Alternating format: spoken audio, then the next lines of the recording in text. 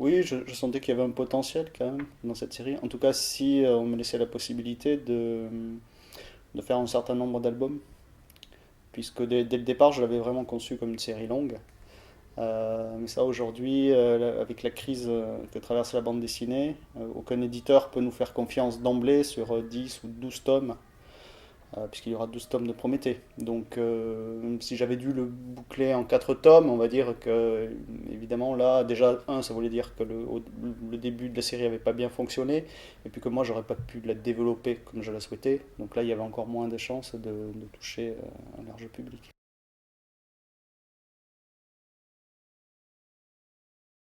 Alors ça, c'était pas immédiat, parce qu'au tout début, j'avais juste le concept des événements qui frappaient la planète jour après jour. Et puis, petit à petit, c'est-à-dire ce que j'ai essayé d'éviter sur Prométhée, c'est de partir sans savoir où j'allais. Donc j'ai écrit une trame très très tôt que j'ai enrichie. Puis très vite, alors que quand j'ai décidé de qui était derrière ces événements, de pourquoi il faisait cela, c'est à ce moment-là que je me suis rendu compte que ça rejoignait le mythe prométhéen en fait. Et donc là, à partir de là, j'ai vraiment inclus Prométhée dans l'histoire. Voilà. Et ça a même donné le titre. Voilà. Mais au départ, c'était pas tout à fait prévu comme ça en fait. Ça aurait pu s'appeler, je sais pas, Alien. Ça n'avait pas déjà été pris ou Invasion, je sais pas. Voilà, parce qu'au départ, j'avais cette idée d'extraterrestre qui était derrière tout ça. Voilà. Ça m'a rajouté un petit côté mythologique qui était intéressant parce que j'avais d'emblée par contre dans le scénario des éléments de l'Antiquité grecque, notamment avec le mécanisme d'anticitaire. Donc, et ça faisait comme ça des liens, le nécromantéion. Voilà, et donc finalement, c'était finalement cohérent que je revienne sur les mythes grecs finalement.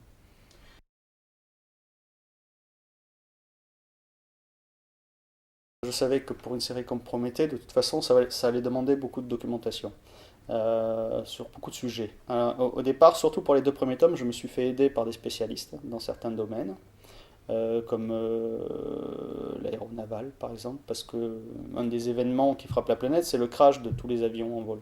Par exemple, il fallait que j'estime le nombre de victimes que ça pouvait faire, j'en avais aucune idée.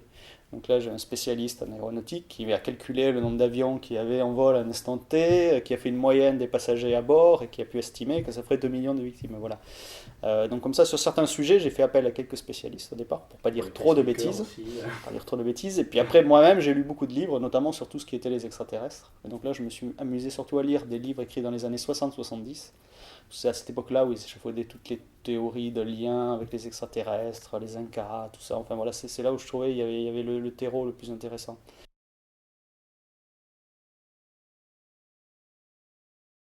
Comme je l'ai dit, c'est une histoire qui avait vocation à s'étaler sur beaucoup de tomes. Donc on rentrait de toute façon dans une écriture proche du feuilleton, en fait, ou de la série télé. Voilà. Donc ça, il faut forcément, pour que l'attention du lecteur et l'envie du lecteur d'aller jusqu'au bout de l'histoire perdure, il faut vraiment enfin, lui laisser des zones d'ombre, comme ça, pour qu'il y ait encore des découvertes à faire au fil des tomes, quoi. Alors là, c'est l'équilibre à trouver, c'est-à-dire il ne faut pas frustrer non plus le lecteur, il faut quand même lui faire quelques révélations. Ça, je ne sais pas si j'y arrive, mais c'est ce que j'essaie de faire. Et puis également avoir des cliffhangers à la fin d'album, par exemple, pour effectivement donner l'envie d'aller vers l'album suivant. Tout ça, c'est vraiment de la technique de scénario, en fait, plus qu'autre chose. Et puis un choix, c'est-à-dire d'emblée, j'ai fait le choix du feuilleton. Voilà, j'avais envie d'une série feuilletonesque. Donc ça, c'est un choix totalement délibéré et avec les écueils et les avantages du feuilleton. C'est-à-dire les écueils, on peut avoir ce sentiment qu'on étire, qu'on étire, qu'on étire, mais l'avantage, c'est qu'on peut rentrer dans un jeu vraiment avec le lecteur. C'est une sorte de gros puzzle et puis de jeu comme ça, ou sur des révélations qui finalement n'en sont pas, des petites choses. On tire des fils comme ça et l'idée, ce que j'espère arriver à faire à la fin, c'est que finalement on se dise, ah oui, que depuis le départ, je ne tirais pas les fils au hasard, quoi, finalement. Si j'arrive à ça, déjà, ça sera bien. Alors là, en l'occurrence, il faut différencier Blue Book Oui. et Bluebeam. Blue Book a réellement existé, puisque ça s'est avéré. C'était juste un organisme qui était là pour recenser tous les phénomènes ovni.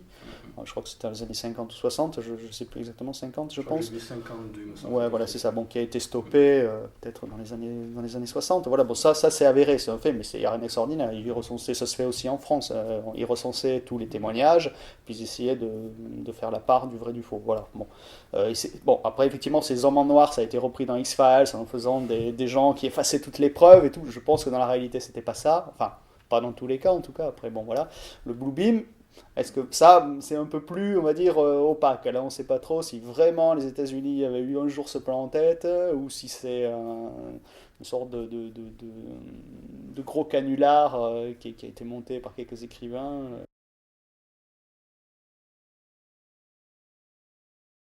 Je suis tombé sur deux choses qui étaient vraiment, enfin, vraiment intéressantes. Si je les avais découvertes avant, c'est sûr, je les aurais intégrées. Mais maintenant, je ne vais pas le faire artificiellement, en fait. Je ne vais pas rajouter encore des choses, il y en a suffisamment. Donc oui, là, il y a une ou deux choses que j'ai ratées, on va dire. Voilà. Après, il y a un élément que j'ai mis en cours de route, c'est le nécromantéon. Enfin, c'est pas que j'ai mis en cours de route, c'est que je cherchais une finalité sur cette séquence-là, donc où des personnages passent dans un monde parallèle. Et je cherchais un moyen d'essayer de les faire revenir dans le monde réel. Et je suis tombé par hasard sur un documentaire télé sur le nécromantéon. Voilà. Et là, j'ai dit, mais c'est exactement ce qu'il me fallait. Voilà. Parce que c'était un passage vers le domaine des morts. Et moi, je cherchais un passage. Donc voilà. Après, je l'ai intégré en cours de route, on va dire. Justement, au moment où j'étais en train d'écrire tous les tomes, quelques mois après, je suis tombé sur ce reportage. Et du coup, j'ai un peu revu toute la trame de l'histoire pour l'intégrer.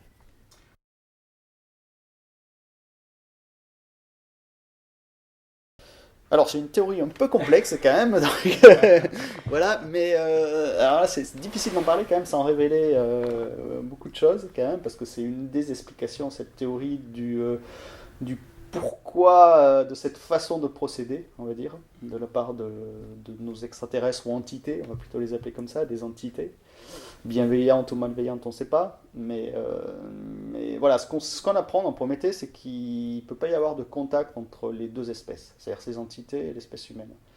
Donc, mais malgré tout, parfois ils ont été bienveillants. Ils l'ont même sauvé à Toba, par exemple, l'humanité. Voilà, Toba qui est un super volcan qui aurait anéanti, soit qui aurait pu anéantir l'humanité. Moi, dans Prométhée, c'est les extraterrestres, on va dire, qui interviennent et qui sauvent l'humanité. Euh, et puis au fil des temps, finalement, ils leur ont laissé un savoir via des artefacts. Voilà. Alors on peut vérifier tous ces artefacts, le mécanisme anticitaire, le cube du docteur Gult, c'est des choses qui ont existé. Voilà, moi je m'amuse avec ça.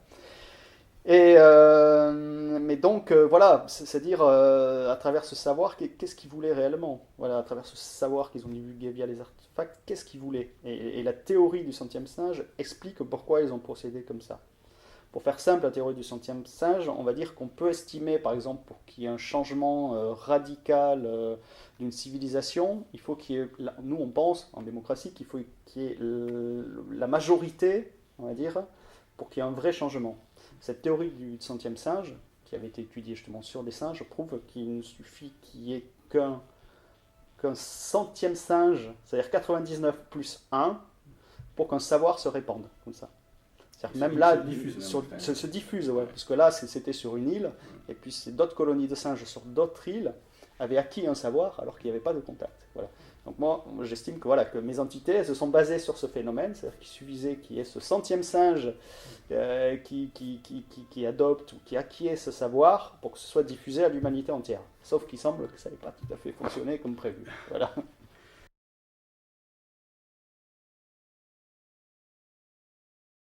Donc oui, c'était en tout cas dans les croyances grecques de l'époque, hein, le Nécromanteion, c'était un monument qui ressemblait un peu aux ziggourats en fait, et où il y avait sur 3 jours toute une procédure extrêmement complexe où on passait de pièce en pièce pour arriver jusqu'à la grande salle des morts.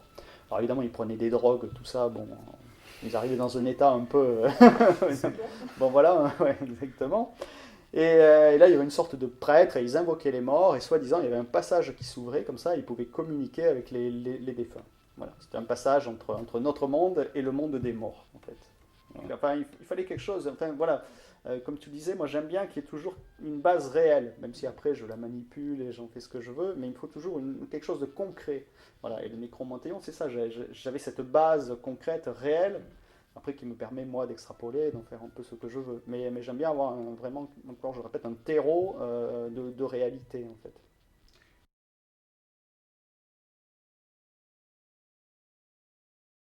Oui, j'aime bien varier, même si c'est vrai que On va dire qu'à 70% j'aborde des thèmes proches du fantastique, de la science-fiction. J'aime bien de temps en temps aborder d'autres thèmes. Je l'ai fait comme par exemple sur une série comme Royal Aubrac, où il n'y a absolument pas de fantastique, où l'histoire se déroule dans un sanatorium voilà, au XXe siècle. Donc voilà, j'aime bien effectivement, ouais, pas m'enfermer non plus. Après, c'est évidemment, quand on fait beaucoup de séries comme moi, on a toujours peur de la redite, c'est sûr. Et parfois, il y a des thèmes qui reviennent. Alors après, c'est toute la nuance entre il se répète et finalement, il a des thèmes récurrents. Voilà. Ça, c'est bon, voilà. Alors, la nuance, bon, voilà, on va dire ceux qui aiment mon travail, ils trouvent que j'ai des thématiques récurrentes et donc c'est bien. Ceux qui aiment pas mon travail, ils trouvent que je fais toujours la même chose. Voilà, on va dire. Donc Il y a c'est une selon les points de vue. Voilà. Très bien, je te remercie. Merci.